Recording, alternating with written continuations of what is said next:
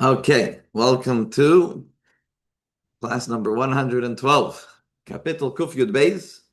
You're using the Kahas Chumash, the Kahas Tehillim. We are on page 140. 140, chapter 112. All fits nicely on this page. Okay, Hallelujah. Praised is Hashem. Ashrei Ish. Fortunate is the man. Yarei es Hashem. Fears God. B'mitzvaysav. And in his commandments, Chafetz me'oid. He wants very, very much. Gibar ba'aretz. Gibar ba'aretz yiyeh zarai. His children will be strong in the land. And der yesharim yevayrach. Der, the idea is about a generation, so der generation. Yesharim, straightforward, upright. Yevayrach will be blessed. Hoin va'aysher beveisai, wealth and riches in his house, and vitzitkasai, and his righteousness, aimedes lad, stands forever. Number 4, zarach b'chayshech, shines forth in the darkness, light, layesharim, to the upright, and chanun, virachum, vitzadik. Chanun, right, someone that has that is compassionate, rachum, merciful, and tzaddik, righteous. Toivish, a good man, chaynein umalva, he's compassionate and he lends out. Yechalkel dvarov b'mishpat, he provides Yechalkel, he provides dvarav for his own things, dvarav his words, but his things, b'mishpat, with judgment. Ki la'olam la'yimait, forever he will not falter. L'zeicher olam, for the remembrance of the world, yeh tzaddik, he will be righteous. Number 7, mishmua ra, from a negative, from a bad rumor, la'yira, he will not fear. Nachen libay, his heart is just, is right, but tuach b'Hashem, and he is confident in Hashem. Number 8, samach libay, again, a similar idea of his heart is close, meaning close by to Hashem. Lo yira, he doesn't fear. Ad asher yira betzarav, until he will see his oppressors. Number 9, pizar. Pizar is to distribute, but it's not just distribute, it's like real indiscriminate type of distribution. Nasan le'avyainim, giving to the poor. Tzidkasai eimedas la'ad, his righteousness stands forever. Karnai tarom b'chavaid, his might will be uplifted with honor. Now, in the final pasuk, Rasha Yira, the evil one, the Rasha, the Rasha sees v'chas, and he gets angry. Shinov Yachreik, his teeth he will grind. V'namas, and he'll melt away. Tavas Rishoim Toived, and the will or the wish of the Rasha will get lost. So it's a flowery kapitel. It flows very, very nicely. To a certain, very often when we do this the first time around, when we come through sometimes we understand almost nothing, right? This time we can understand quite a bit of what's going on here in the kapitel. Like last chapter, like last kapitel, this is also an Aleph-based chapter. Every single pasuk has 2 sentences, right? Every verse has 2 sentences, and each one starts with another Aleph base, right? So if you start without the first word, right? You have Ashreish, and then B'mitzvaysav.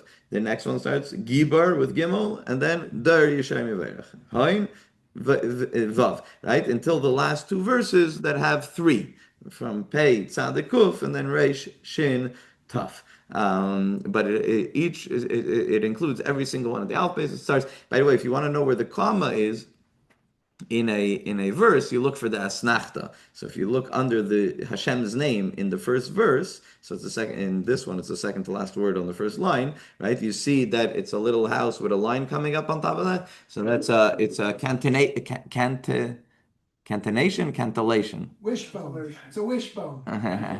Cantillation, right? But an L. Yeah, so it's a okay.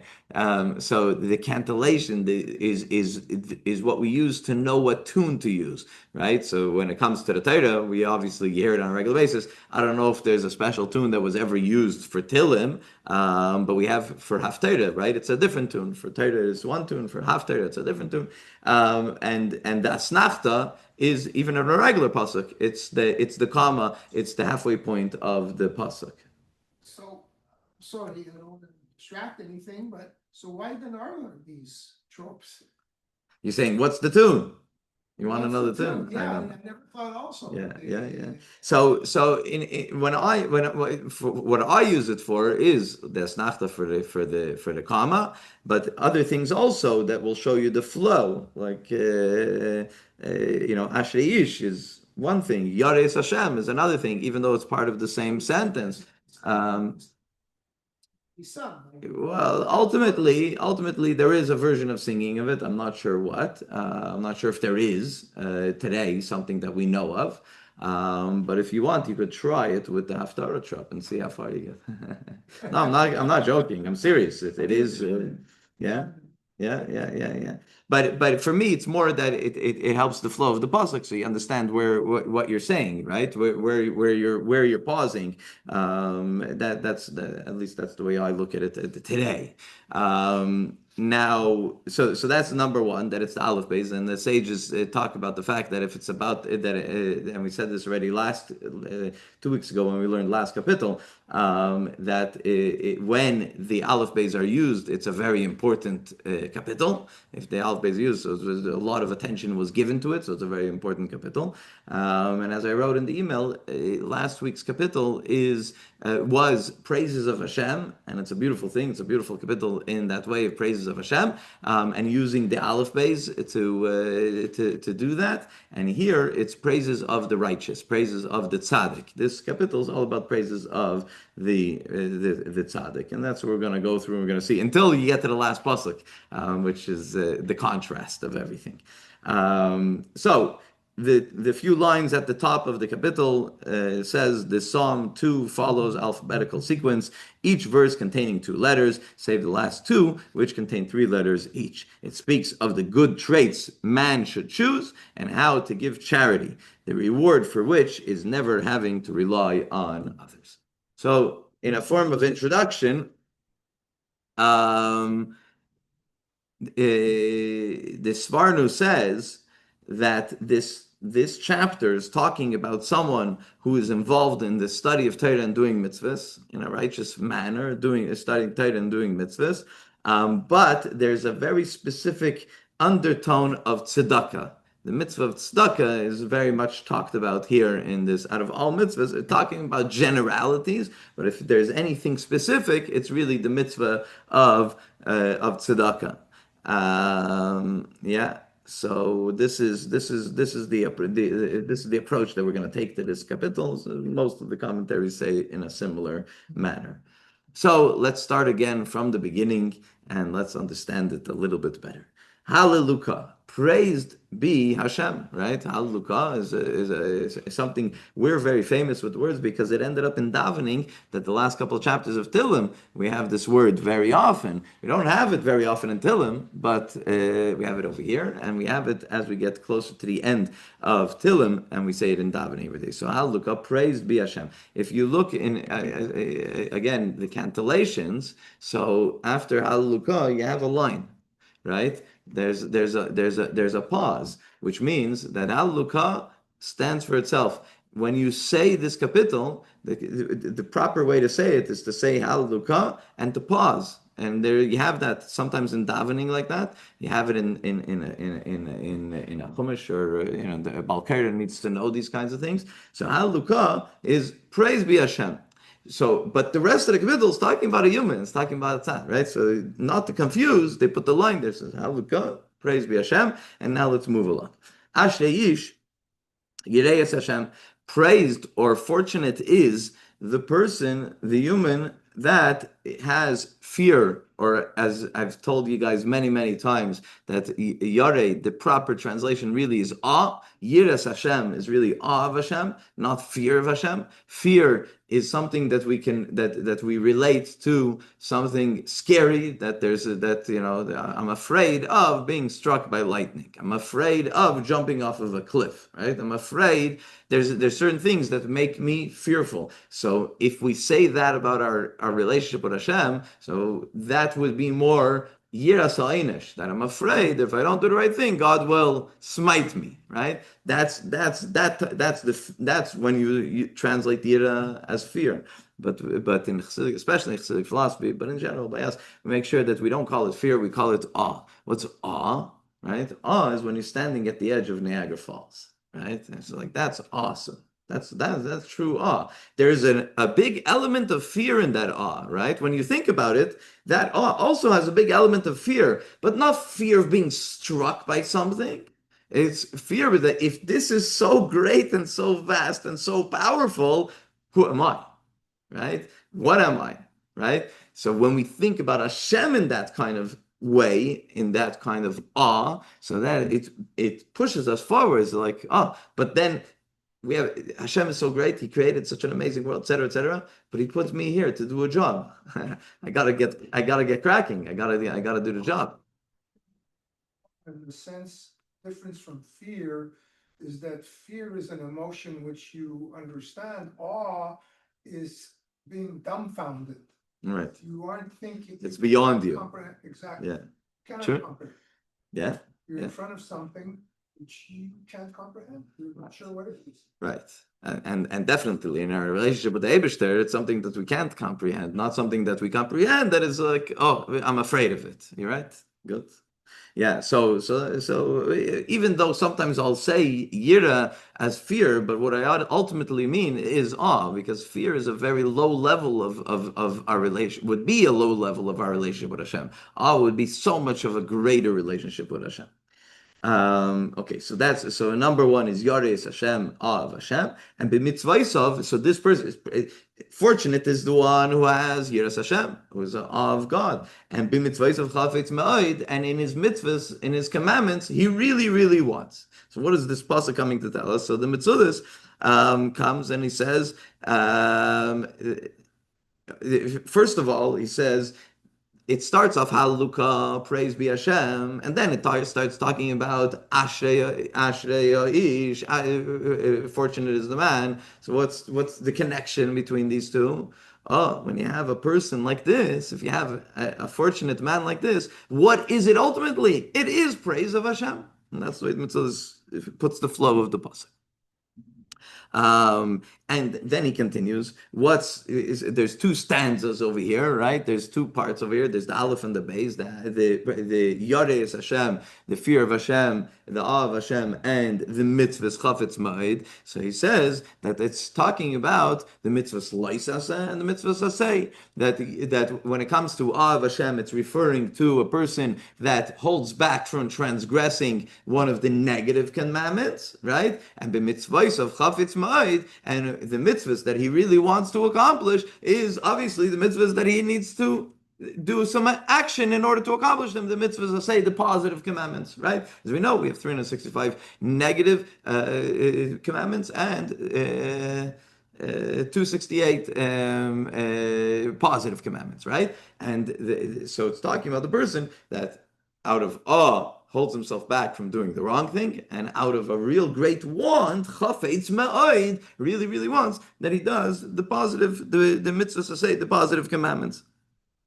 That's the way the Metzudas explains it. The Radak says that the awe or the fear that he's talking about is someone who holds himself back from, or does the right thing, or holds himself back from doing the wrong thing in private.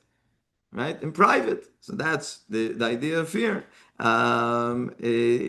Sometimes a person, they do the right thing. Someone's watching, someone's seeing. In public, I make sure to do the right thing, but in private, I'm not so careful, right? And that's the difference that he's talking about over here. The end of the pasuk that it says b'mitzvahs of chavitz ma'id, that he really for his mitzvahs he wants ma'id very much. What does ma'id mean? So the Radak says that it's that he runs after the mitzvahs and tries to do them with all his soul, with everything that he has. That he really wanted. That he runs after every opportunity in order to do the mitzvahs. Other commentaries, Alshach brings this down, but other commentaries bring this down as well. That Chafetz Ma'id, he has a tremendous desire to do mitzvahs.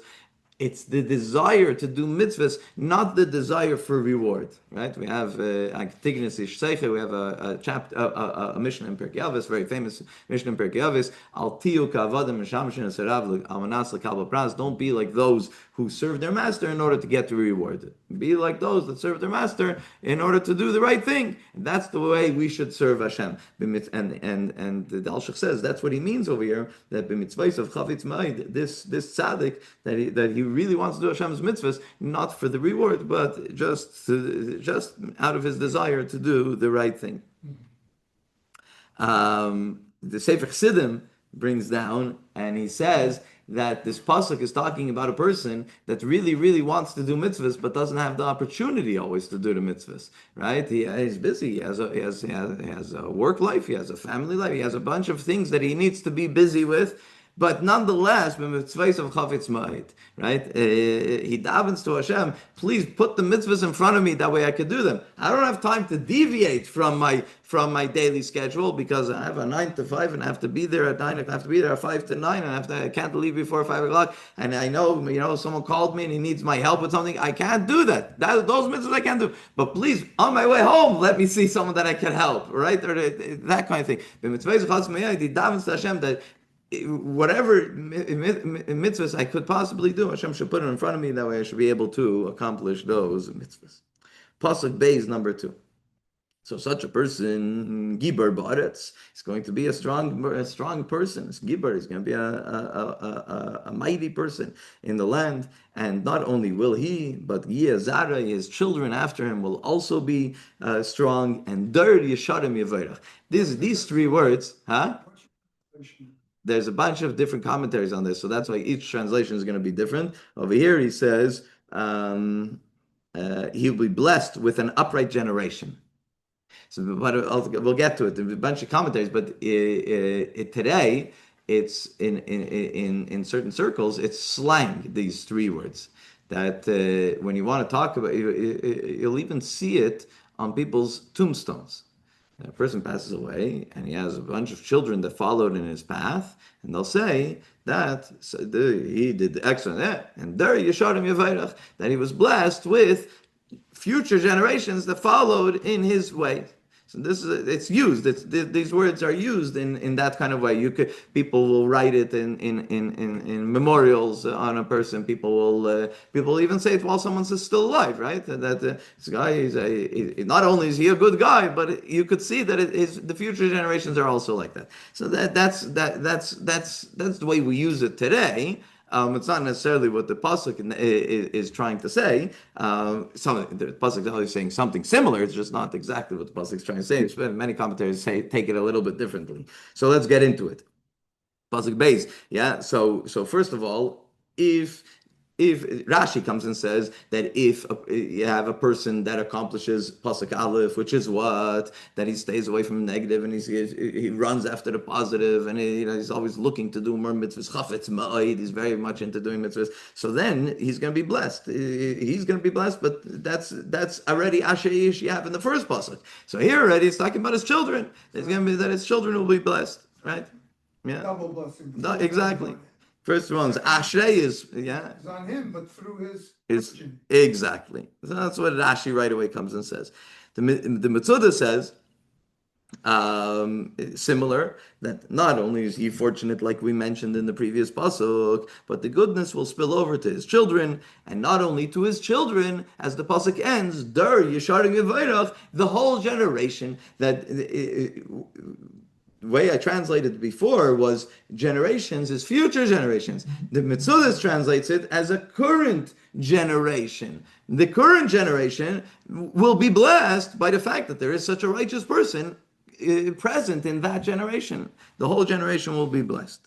And the Mamleus says something similar, and then the Mamleus brings an analogy, and he says, think about a cup. Right? You have a big cup in the middle of the table, and you have a bunch of small cups surrounding that big cup. And that cup represents this tzaddik. So the tzaddik is actually, she's blessed. Not only is he blessed, his children are blessed. But there's such an overflow from his cup because he's so blessed that the overflow goes on to all the cups that surround him, that are around him. So the whole the whole generation around him gets blessed.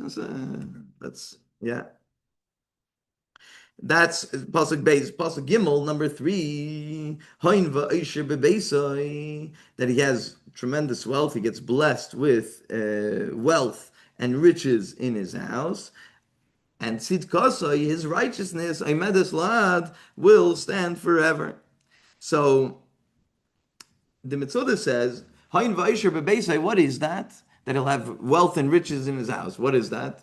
That's a blessing, right? A type of reward. We're talking that the tzaddik is going to be rewarded with hain v'aisher b'beisai, with wealth and riches in his household. So the Mitzvah says, yes, that's the first part of the pasuk. But nonetheless, and a person might think that since he gets rewarded in this world, so maybe he won't get rewarded in the next world. So comes the rest of the pasuk, v'tzitkasa, in his righteousness, Aimedes La'ad, it stands La'ad. La'ad means it's a version of forever. So the Mitzvah translates it that it's going to stay on his good side, so to speak. It's going to stay there for him for the world to come, and that's so he's going to have Sai in this world and Sai in the world to come.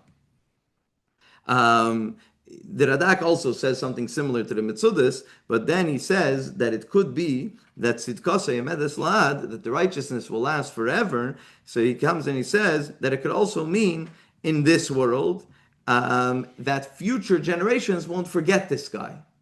Right? Tzidkasa, his righteousness will last forever, not the reward that he'll get forever, so to speak, in the world to come, but here in this world, that people won't forget him. When a person is a righteous person, when a person does the right thing and does the proper thing, so he'll be blessed and he won't be forgotten.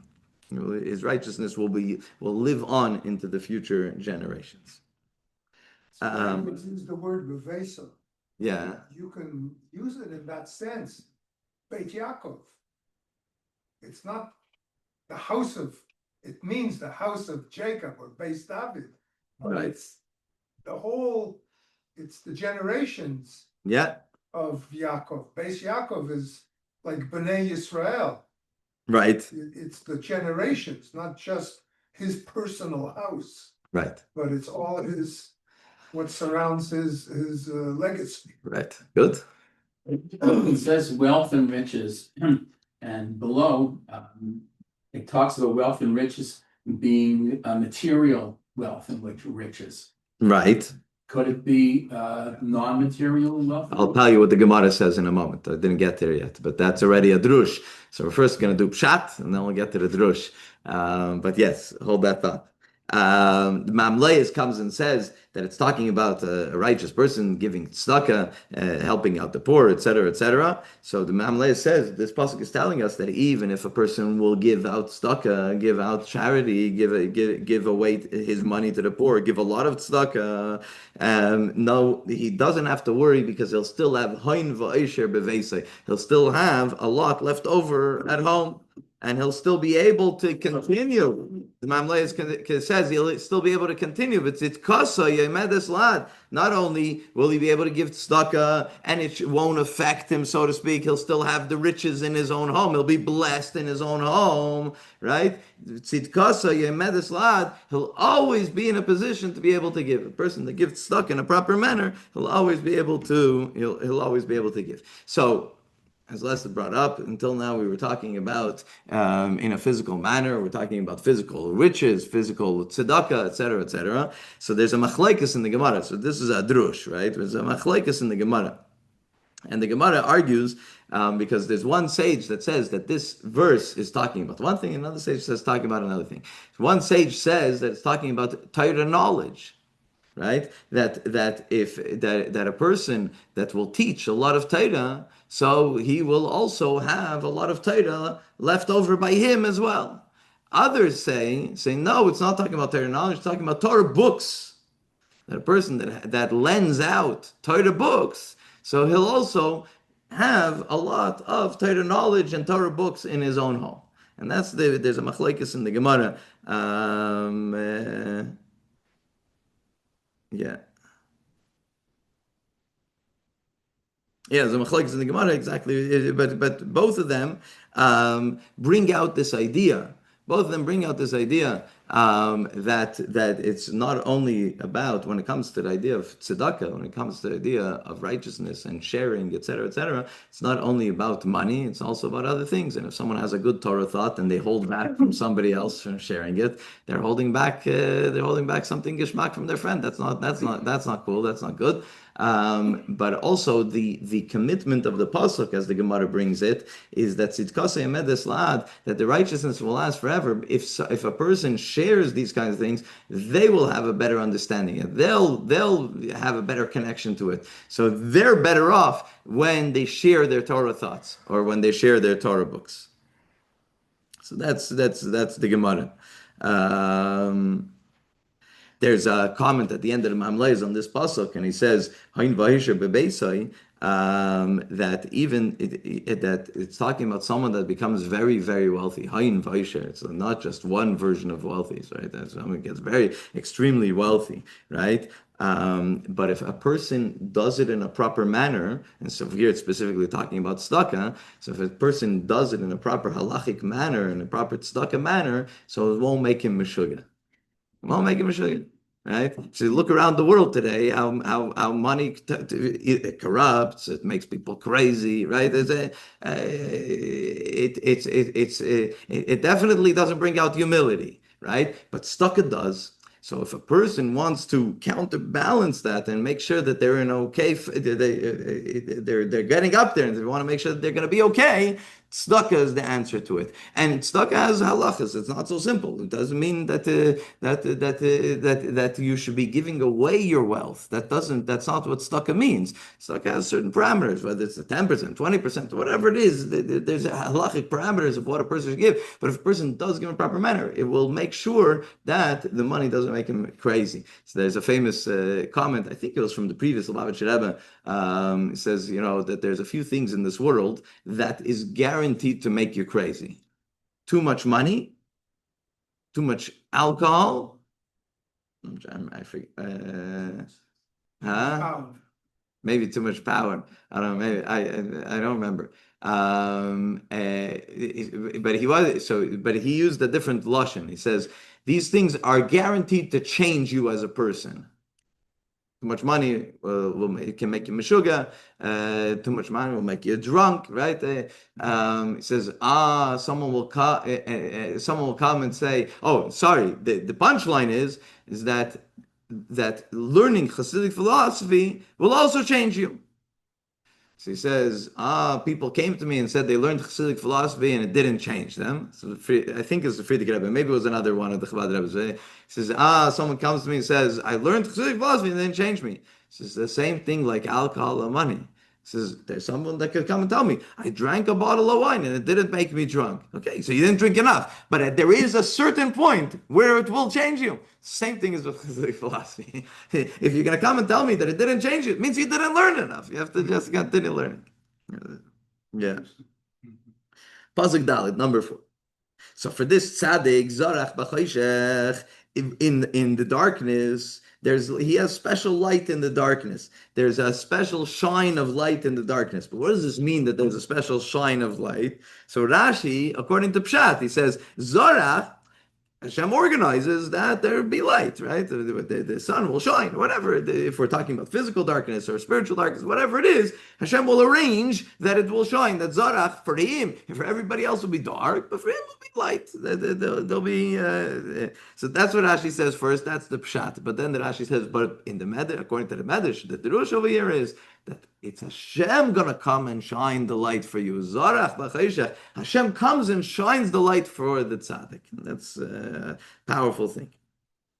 The Metzudah says that it's talking about in Gehenna, that everybody, when after a person passes away, every neshama has to go in for a purification process and has to go into Gehenna. Loosely translated as hell, but it's not. That's not what the Gehenna is. At least not. It's a purification process. It's a cleaning process. So for everybody else, it's going to be dark, but for this tzaddik, it's going to be it's going to be light. The Radak says that it's talking about a dark time in the world, not a physical dark time, not when the sun sets, but when the sun, not the sun, but that there's a dark time. It's a hard time. It's a tough time, and we use the darkness as an analogy. A dark time in the world. So for those who were yesharim, were upright individuals, those who stood upright, studied Torah, doing mitzvahs, etc., they won't have the darkness. And then he ends off and he says the light that he's talking about over here is talking about expansiveness, rachvus. The Mamlei says over here, Layisharim, for the upright, that there is a shine of light in the darkness, that they see the light of darkness. When we go through a hard time, you call it darkness, right? What kind of blessing is it when you come out of it and you say, I went through that dark time, but really, hindsight, I won't call it dark.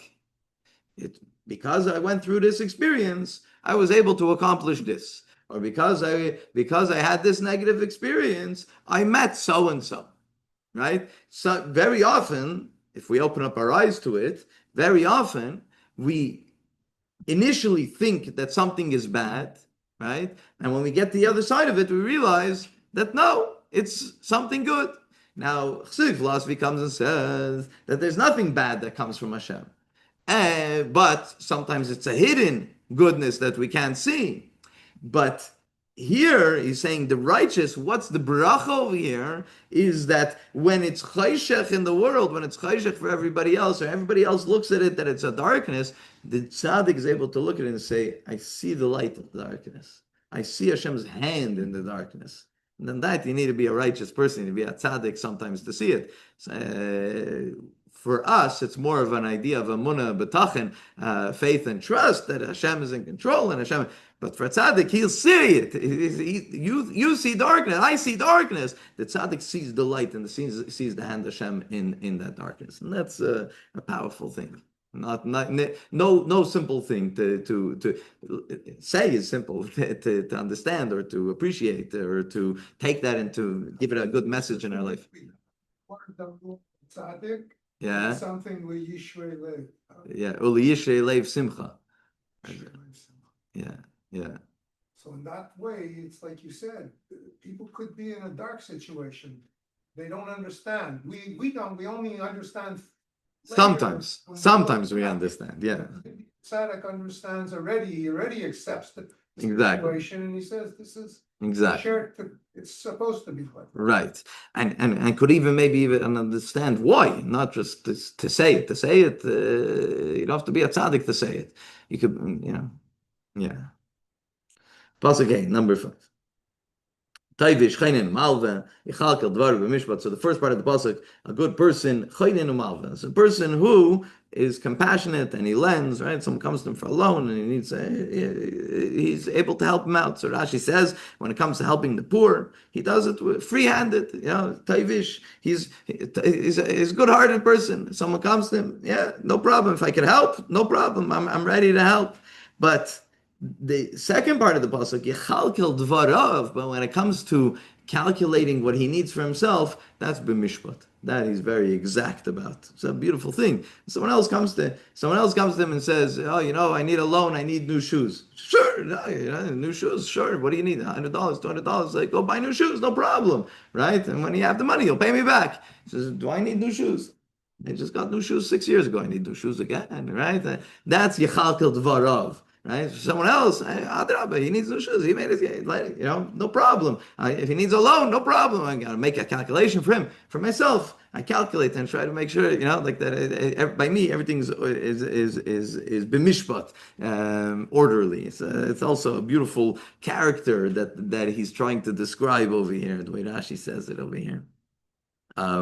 There's been throughout the generations famous stories of the Mamleis brings the story of Bavadia Bartanura. The Bartanura, the Bartanura. Where's the commentary of the Bartanura? In Mishnah. Bartanura is very he's like the Rashi of Mishnayos. You almost don't have a Mishnah without the Bartanura commentary on Mishnah.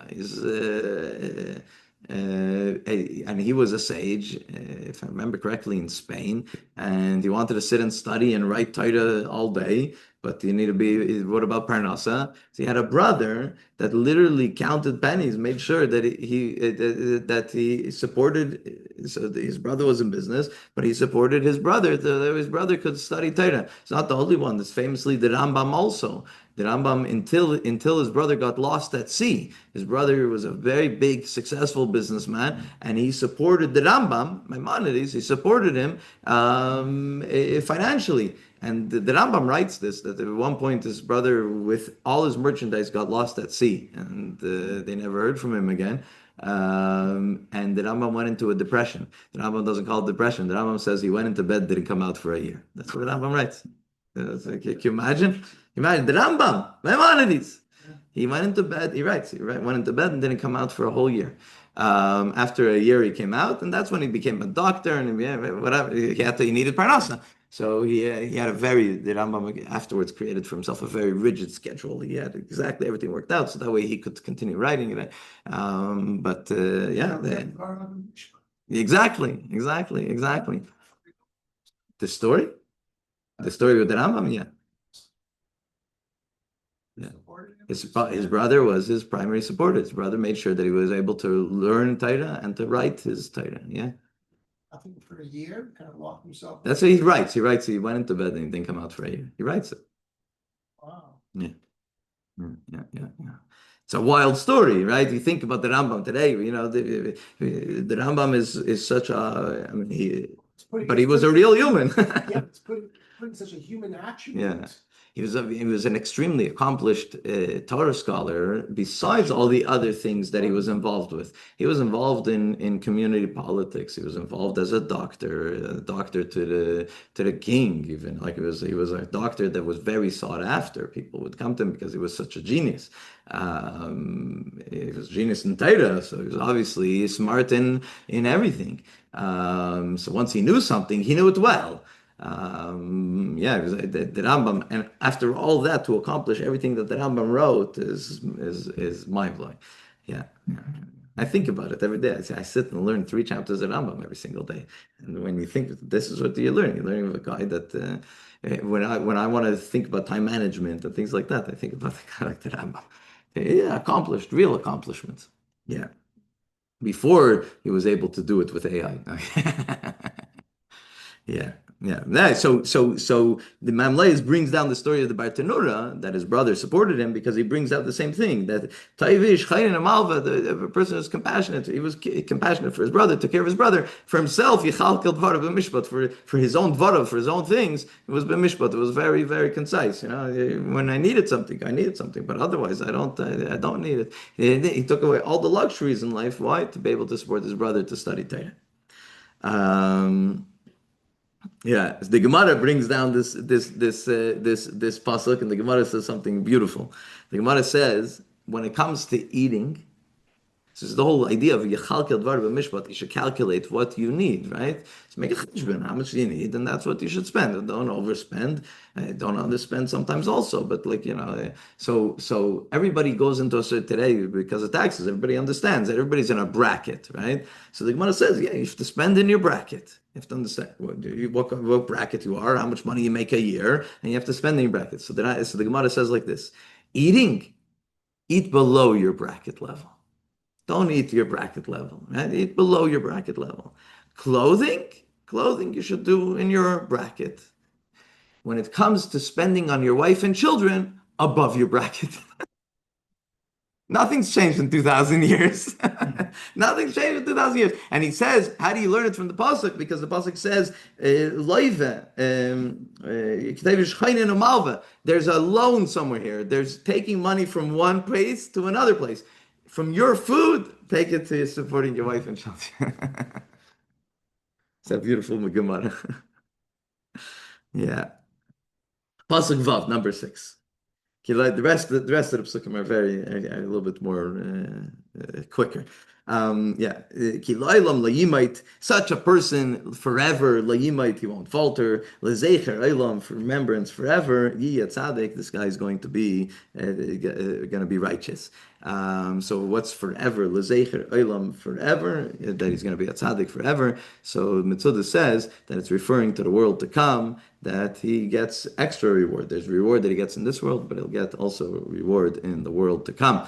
The Radak says that the first forever, la'olam la'yimait, and then there's the l'zecher olam, right? So the first forever, la'olam la'yimait, is talking about never running out of money. La'olam la'yimait, he'll never falter, means that if someone does these things in a proper manner, lending out money when needs to be, giving tzedakah in the proper way, la'yimait, he will not falter. And that l'zecher olam yitzadik, that forever, even after he passes away, he'll always be remembered as a tzaddik, as a righteous person, a person that was there to help others, etc. So if falter doesn't mean sin? It means falling, right? So it could mean fall financially, it could mean fall spiritually, it could mean, right? It could mean many. So, but in this case, it seems that it means in a physical manner, a person won't lose his wealth, even though he's going to do these things. He's not going to lose his wealth. Also, it has to do directly with the tzedakah. The tzedakah. Most commentators say that it has to do directly with the tzedakah. Yeah. Pasuk Zayin, number 7, Mishmu Ra La'ira. This is a very straightforward pasuk, that such a righteous person, when he hears a bad rumor, he hears some calamities coming, he sees COVID-19, no, I'm kidding. He hears something, Mishmu Ra, the Eibishter runs the world, right? It's not, of course, I have to do my part, etc., but it's not out of fear. It's out of doing, you have to do the right thing, right? But it's not out of fear. And Nachin Libay Batoch B'Hashem, and he puts his faith and he puts his trust in Hashem. So the Mitzvah says, when bad news approaches, he's not afraid because he's sure that it won't affect him. Number 8, pasuk 8. Samuch libay. So this word samuch means to be close by, but it translates over here steadfast, because it's that he's close and he stays close. So this idea of steadfast. So samach libay la'ira is also his heart. It stays steadfast and he's not afraid. And to the extent of ad ashayira b'tzarav, until he will see, tzarav is those who make tzaras for him, right? His enemies. Tzarav is his oppressors, until they disappear, until they're destroyed. So this is the idea that Rashi says that samach liboy is the idea of leaning in and trusting in Hashem. The Metzudah says that when a person, let's say there's a calamity that's happening, right? So everybody's dealing with it. You don't have time to see what's going on by Yenem because you're busy with yourself, right? If everybody's dealing with it, you don't know what's going on by that person. So he says that by the tzaddik, by this righteous person, he's so not worried and he's so not involved with this whatever is going on that he's able to witness, he's able to see what's going on, but sort of by the evil ones that try to start up with the righteous. That's the way the Mitzvah explains the pasuk. Pasuk 9, it's pasuk test number 9. So Pizar, I already told you the first time we went through it. Pizar is a indiscriminate distribution. Pizar, lefazer is like to, if you take a handful of coins and you throw it to a bunch of different pushkas, that's pizur. We do it. We have this custom, right? We do it erev Yom Kippur. It's a custom that there's plates out and we put coins in dafka, not bills, dafka coins. If you go on Westbury, there must be 300 plates out. 300 plates out. And everybody goes and Give indiscriminately. Why? Because you want Hashem to give you indiscriminately, right? So yeah, I'm not saying, oh, 1 second, oh, this is a worthy cause. Here, I'm going to give you $1. No, whatever it is, I'm giving. Doesn't Hashem? Don't look so carefully at me at what I deserve. Just give me, right? So that's why every Yom Kippur we do that. It's also we do it dafka with coins because we want to make noise. So we want to make noise that we're doing mitzvahs, etc. So that noise should go up above. Hashem should hear the noise of the mitzvah, etc., etc. Is that a custom that we do? I think over here also. No, it's done over here. Yeah. Yeah. Okay. Yeah, it's a very, very old Jewish custom. Instead of coins. Okay. We have to change that trend. So minig Yisrael, there should be coins. Yeah. This Yeah. is very focused on money. On tzedakah, I mentioned in the beginning. Yeah. Mentioned in the beginning. Yeah. So this idea of distributing to the poor and the righteousness will stand forever. And he ends off the pasuk number 9 that his might will be uplifted in honor. So the Metzudah says that the distribution of money that he gave to the poor, right? So that's the first, there's 3 stanzas. We're already the last 2 psukim. So there's 3 sentences, there's 3 stanzas now. So number 1 is the distribution of money that he gave to the poor. Number 2, his righteousness will be kept lo'ad for the world to come. But karnei tarim b'chaved, in this world, he'll also receive honor. And that's the way the Metzudah explains. It says the fact that he distributes money to the poor, so he has the reward in the world to come, and he'll also get honor in this world. The Mamlaya says that if a person gives tzedakah to many, pizar is like a distribution, right? To many, so it's an idea they get used to giving tzedakah. There's nothing greater than that, right? You can give the same amount that you gave to many to one, but you didn't get the accomplishment of getting used to giving tzedakah. So you didn't get used, so there's a uniqueness about that. And when a person does that, he gets a specific type of kavod, a specific type of honor that is mentioned over here. The Mamleyes also mentions that when a person distributes in this idea of pizur, so indiscriminately, the receiver feels less bad. Right? If you walk over the joke in From Circles that a Litvak who's a hardcore Litvak and he needs to do the mitzvahs to the T, right? So there's a mitzvah on Purim to give matanas l'avyanim, right? To give money to the poor, literally to give tzedakah on Purim. So he takes money, puts it into an envelope, marks on it in big matanis l'avyanim, and goes in the street and says, "Oh, you're my poor person. I could give you money." And gives them the thing. Right? You're helping me do the mitzvah, right? How does that person feel? Feels terrible, right? But as a person is, here, money for you, this, right? The person, the receiving end, feels less bad, right? He doesn't have that, or he do it more privately, but he's not like, oh, you're giving one person stuck and it's me, you're giving to many people. So if a person doesn't, so Mamlaya says that if pizur nasan le'avyanim, that if you give it in a way that it honors the poor, that the poor doesn't get embarrassed by doing it, so ultimately karnei tarim b'chaved, this person will be rewarded measure for measure with honor. Because he's honoring the poor, so he'll also be. Yeah. In Gimel, it says Hon ba'osher b'veso v'tzidkato omedet la'ad. And here it says Pisa is natan levyonim tzidkato. Yeah. The same words. So is there a difference in meaning here for the words tzidkato omedet la'ad? No, so the exact same meaning. No, it's the same meaning. The commentaries that say over there that it's talking about the world to come, Olam Haba, say over here it's talking about Olam Haba, and the commentaries say that it's talking about here in this world that people will remember him as a tzaddik, as a righteous. They say that over here as well. So yeah, it's the same thing. It's a kind of a repetition, a closing of it. It is because it talks about Hon ba'osher b'veito. You know the expression I always, the more you give tzedakah, you take a look at your own, it's getting more. it's coming back to you. You Right. don't even know where it's coming from. It's coming back to you more so you can give more.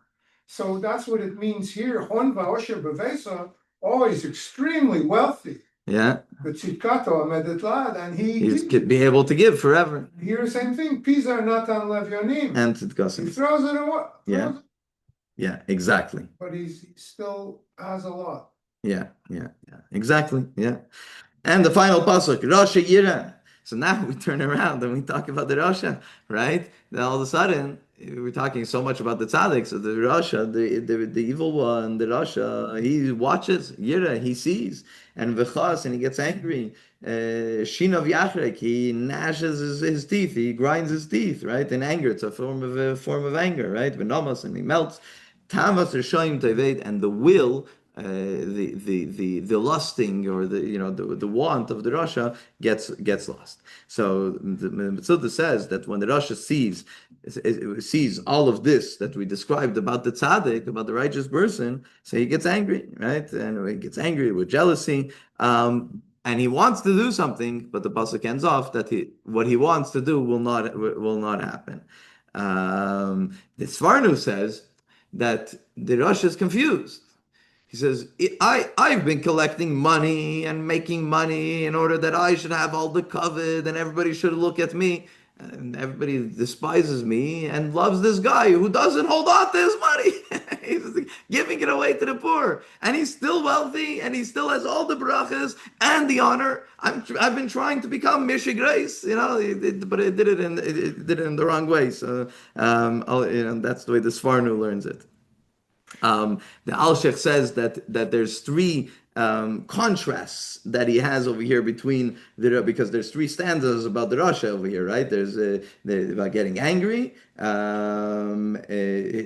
gnashing his teeth, and that his ideas will go by the wayside. So the three things is that, number one, when the tzaddik hears about some negativity, what did we say? Lo yira. He has no fear. He knows Hashem is watching out for him. Right? Over here, what do we say? Rasha Yira. A Rasha sees something, and a Chas, he gets angry. It's like the opposite of the Tzaddik. The Tzaddik sees something, and he says, well, I'm fine. Right? The Rasha sees something, and he gets angry. Number two, the Tzaddik, it says at the end of Pasuk 8 that Yira B'tzarav, that ultimately he sees the downfall of his oppressors, right? But the Rasha, the opposite, Tavas Rishayim Taivid, what he wants to happen to the tzaddik it won't happen. He'll never see it. It won't happen. And number three, as the end of pasuk number 9, that it says that the tzaddik gets the honor and the Rasha doesn't. He goes by the wayside. Interestingly enough, and we'll end with this vart because it's a very, very important thing, especially with Chassidic philosophy looks at these. When it comes to a Rasha, it doesn't say that the Rasha will disappear. It says Tavas Rishayim Tayved, that the will of the Rasha will go away. Right here, it's referring to the fact that he wants to do something negative to the tzaddik. But we know that it says in another pasuk in Tehillim, Yitamu Chatayim in Haaretz Rishayim Meidena. It's in Barchi Nafshi, which right, because and it's very clear over here, right? But what is it that Yitamu Chatoim v'loy chaytim, that the sins should finish, should go away, should disappear, not the sinners. The sinners should do tshuva. Story with Gloria, her husband, somebody was making a lot of noise or something like that, bothering him, and he said, they should only. Right. They should only disappear. Right. And his wife said, you shouldn't pray for them to disappear. You should just pray for the negativity to disappear. Right. The people should remain so you can reach out to them. Maybe you can save them, make them better. And that's exactly the last three words of the capital. Tavas Rishayim Teved, the will of the Rasha. The Rasha should do tshuva and he'll become one of the tzaddikim that we're talking about earlier in the chapter. And with that, we finish chapter 112.